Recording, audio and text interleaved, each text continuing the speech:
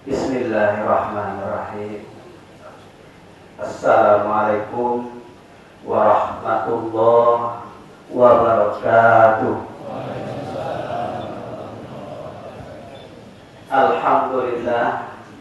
Alhamdulillahi rabbil alamin. Wassalatu wassalamu ala asyrafil anbiya'i wal mursalin wa ala alihi wa sahbihi ajma'in. Amma ba'd. Pada kesempatan ini kita dapat berkumpul. Maksud dan tujuan kita adalah sama, yaitu memperingati haulnya Syekh Ahmad Khatib As-Sambasi, pendiri Thariqah Qadiriyah wa Naqsyabandiyah. Semua yang kita laksanakan ini adalah atas izin dan rahmat dari Allah Subhanahu wa Ta'ala. Tanpa rahmat dan izinnya, rasanya kita tidak mampu untuk melakukannya. Serta selawat dan salam semoga tercurah kepada junjungan Nabi besar Islam, yaitu Nabi Muhammad sallallahu alaihi wasallam. Semoga pula tercurah kepada sanak keluarganya, para sahabat, para pengikut hingga kita sekarang dan yang akan datang. Syekh Ahmad Khatib Sambas dilahirkan di Kampung Daka sekitar tahun 1803. Di dalam buku yang lain 1805. Ayahnya bernama Abdul Ghaffar, berasal dari Kampung Sange, Kabupaten Sambas. Kampung Sange, kecamatan apa kalau sekarang Pak? Teluk Keramat. Kemudian pindah Kampung Dagang, maka lahirlah di situ Syekh Ahmad Khatib As-Sambasi. Di masa kecilnya Syekh Ahmad Khatib Sambasi itu sudah tampak giat dalam menuntut ilmu agama. Dia belajar kepada pamannya, kemudian belajar dari kecil sampai menginjak remaja. Dia belajar kepada ulama-ulama di sekitar Kesultanan Sambas. Ulama yang terkenal yang ia pelajari kepada Sultan di Kesultanan Sambas itu adalah Syekh Nuruddin Mustafa. Jadi termasuk imam masjid pada saat itu, imam masjid Kesultanan pada saat itu. Kemudian Ahmad Khatib Sambas pada saat kecil sudah mampu mengamalkan ajaran Islam dengan baik. Buktinya pada waktu umur sekitar 5 atau 6 tahun dia sering diajak oleh pamannya untuk sholat tahajud. Pas di waktu bulan Ramadan, dia sholat tahajud dengan pamannya, mengambil air wudhu di depan rumahnya itu tepi sungai, di sungai besar Sambas. Setelah mengambil air wudhu, itu kan kopiahnya diletakkannya di ranting kayu, di ranting pohon tersebut. Lalu pada saat mau mengambil, kopiahnya itu melayang-layang. Dilihatnya pepohonan merunduk semua. Lalu dia takut, malu, dia masih kecil. Wahai paman, kenapa itu? Pamannya tahu bahwa itu adalah malam qadar. Lalu didoakan oleh pamannya. Salah satu doa pamannya, ya Allah, jadikan anak ini nanti menjadi ulama yang besar. Ternyata kalau kita lihat sekarang, terkabul doa pamannya itu. Setelah itu ada sedikit keanehan pada tingkah lakunya. Di depan rumahnya ada sebatang pohon asam. Biasa orang Sambas sebut itu asam Jawa. Asam Jawa. Kemudian apabila dia mau bermain dan keluar rumah atau mau mandi di depan rumahnya itu di tepi sungai, di sungai itu, maka dia selalu menanamkan. Apabila pulang, aneh. Setelah kurang lebih 3 minggu, maka asam Jawa itu berbuah, padahal bukan musim buah. Lalu orang kepingin untuk memakan, sama-sama orang memakannya. Yang selalu dikanankannya itu asam tersebut sangat manis. Tapi yang biasa dikirikannya, asam itu sangat kecut, masam sekali. Karena tampak dari segi keagamaan, pengamalan anak kecil itu sampai remaja, maka bapaknya mengirimnya ke Timur Tengah. Dia mau tidak mau, karena dia haus dengan ilmu pengetahuan, maka dia harus berangkat ke kota Makkah. Pada waktu itu memakai kapal layar, masih belum ada kapal mesin. Perjalanan kurang lebih 6 bulan, bahkan lebih, baru sampai ke tempat tujuan. Dia berangkat sekitar tahun 1820, berarti sekitar usia 17 tahun. Itulah dia banyak bertemu para ulama, kemudian menuntut ilmu kepada para ulama Jawi, orang-orang Indonesia yang mengajar di sana dan bermukim di sana.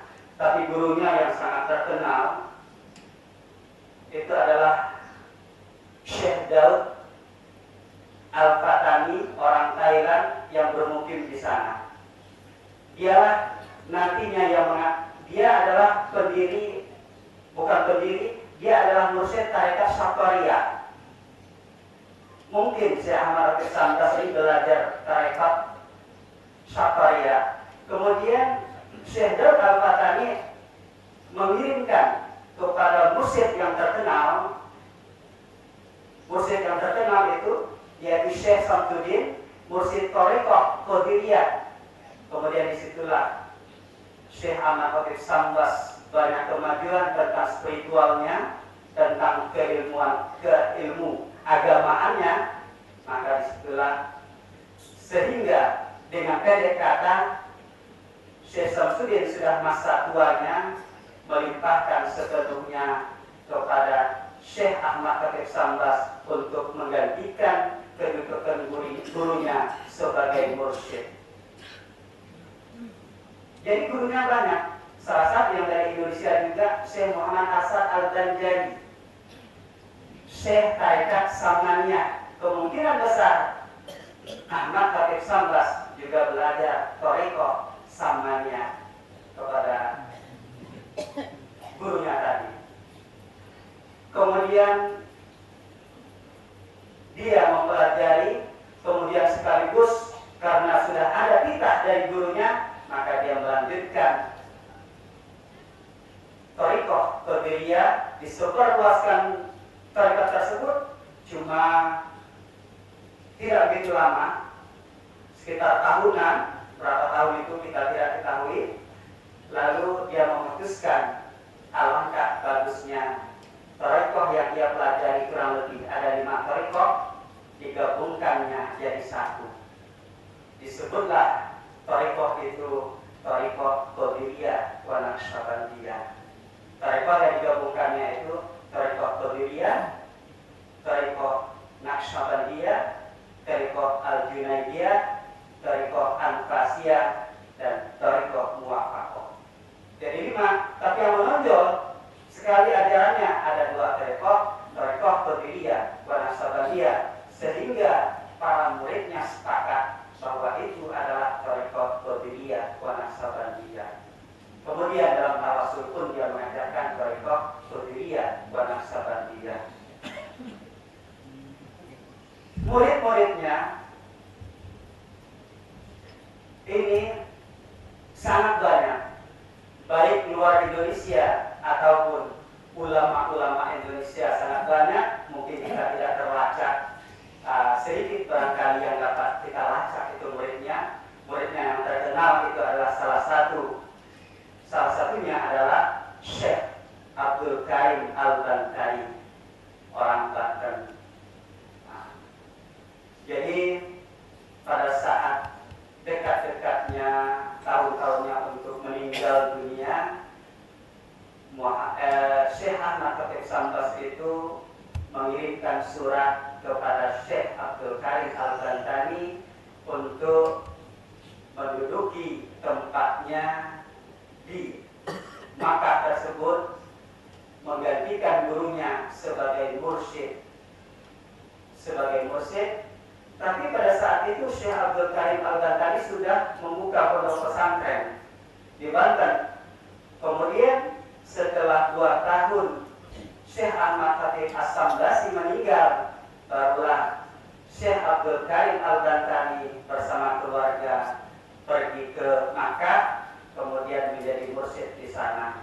Sedangkan teman-teman seperguruannya itu, murid-murid Syekh Ahmad Khatib Sambas, adalah hanya menjadi khalifah atau wakil.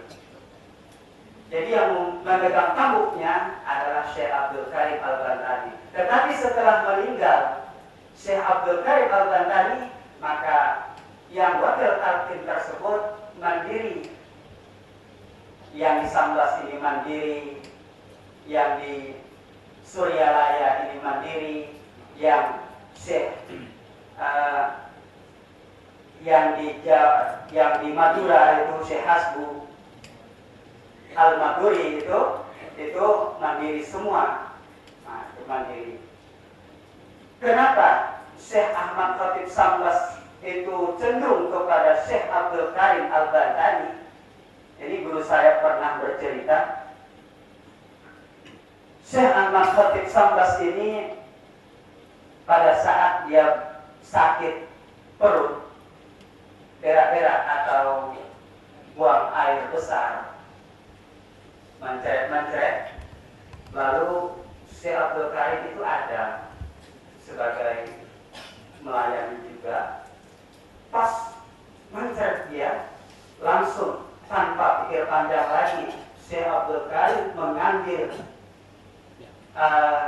sorban, langsung diletakkannya di pantat gurunya. Bayangkan, Kopiah adalah tempat terhormat kita, tapi di hadapan mursyidnya di bawah pantatnya.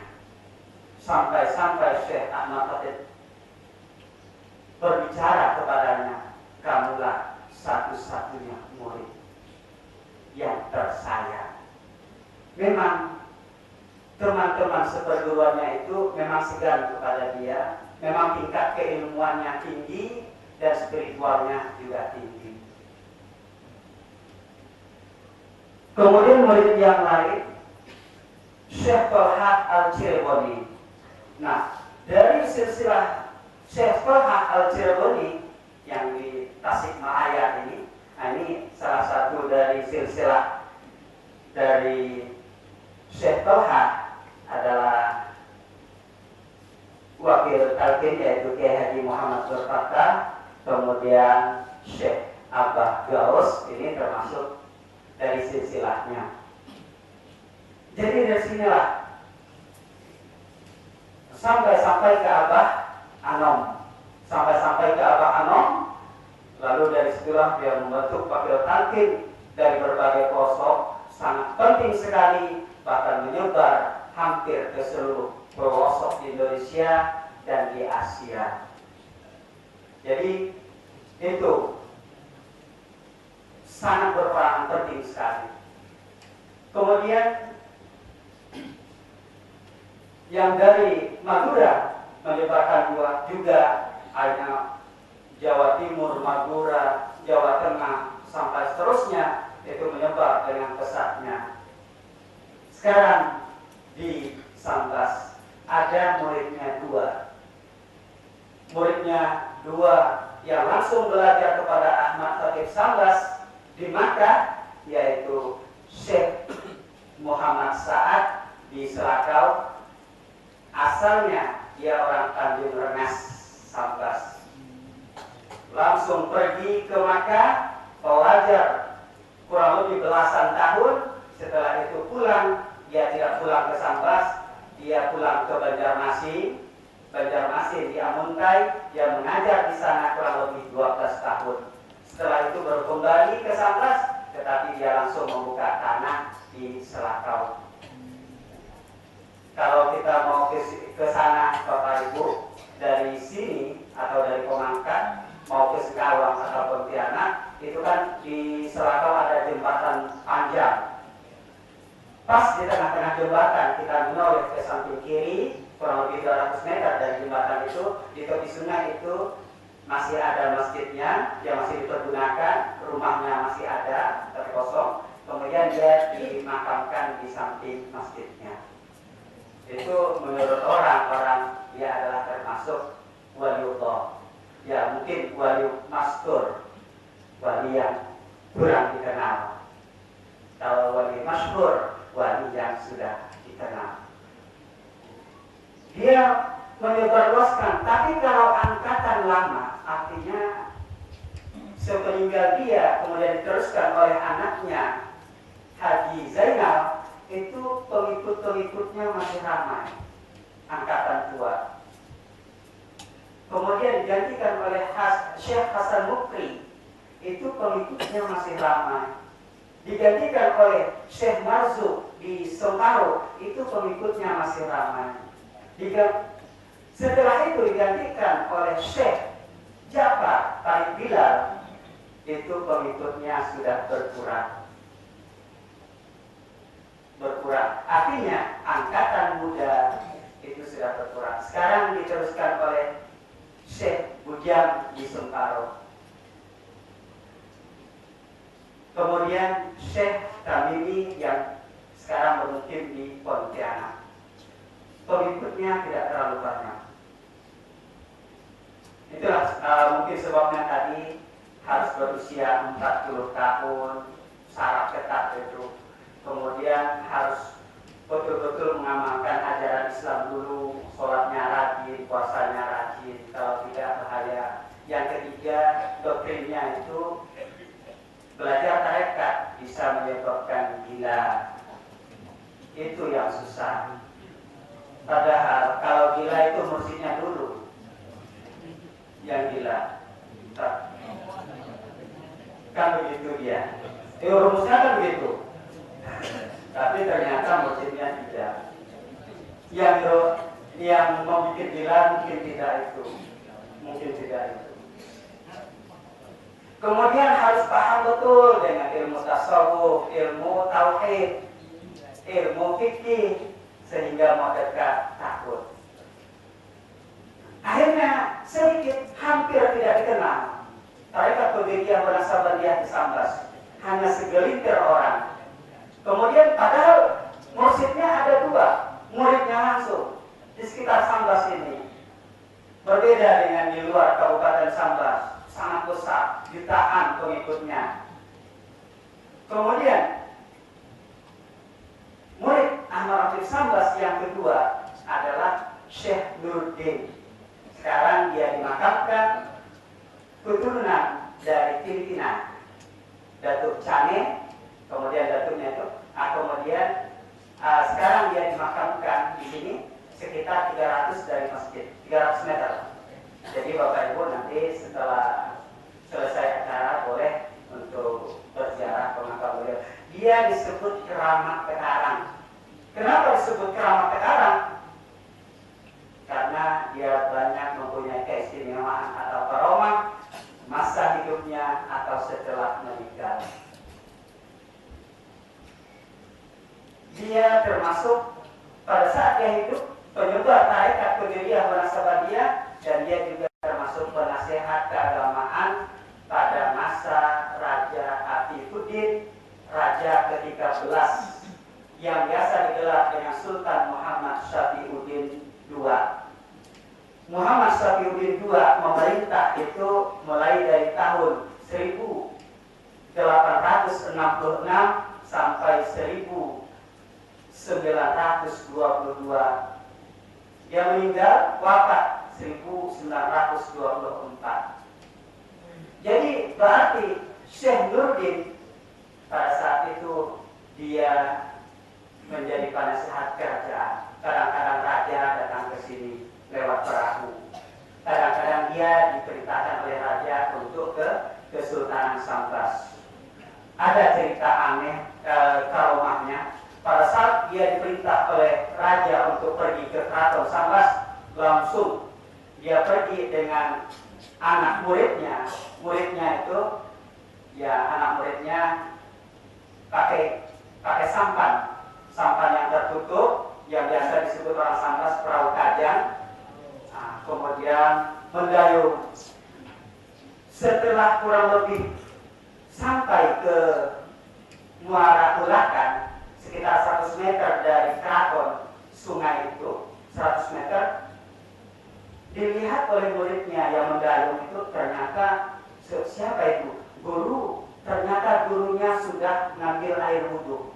Padahal sampannya belum sampai, kurang lebih 100 meter baru sampai. Ternyata gurunya sudah mengambil air wudhu. Dilihatnya di dalam perahu itu yang tertutup, ternyata gurunya tidak ada. Itu yang mengambil air wudhu, itu gurunya. Banyak traumanya. Seakan-akan dia bumi bisa dilepas dalam sekejap mata sampai. Sama dengan Syekh Ahmad Khatib As-Sambasi. Karomahnya yang dapat direkam oleh masyarakat Sambas, satu diantaranya pada saat Syekh Ahmad Khatib Sambas datang teman-temannya orang Arab datang ke rumahnya, lalu bertanya, ya Ahmad Khatib Sambas, apakah di Indonesia, khususnya di kampung halamanmu Sambas itu musim apa sekarang? Musim buah-buahan, durian. Orang Arab bertanya, nggak tahu durian. Soalnya mau dikirim durian itu 6 bulan baru sampai. 6 bulan. Kemudian setelah itu, enak ya durian? Ya jelas enak. Kemudian dia permisi untuk masuk ke dalam kamarnya. Kurang lebih berapa menit, dia langsung keluar dari rumahnya membawa durian 2 buah. Kaget dan termasuk kagum tamunya itu. Kemudian dihidangkan, dimakan, ternyata enak. Itu salah satu karomahnya. Jadi perkembangan di Sambas ini kurang banyak, tapi alhamdulillah mudah-mudahan dengan sering datang syekh atau mursyid dari luar ke Sambas ini, mudah-mudahan nanti terbuka untuk mengenal sekaligus mewarisi ajaran Syekh Ahmad Khatib Sambas yang diwarisi dari gurunya sampai kepada Nabi kita Muhammad Sallallahu Alaihi Wasallam. Berarti bersambung. Itulah yang disebut dengan thariqah mu'tabarah. Yang tidak bersambung itu bukan thariqah mu'tabarah, tapi thariqah ghairu mu'tabarah.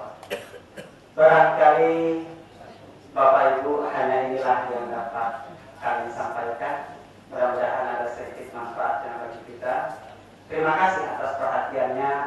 Mohon maaf atas kekurangannya. Assalamualaikum warahmatullahi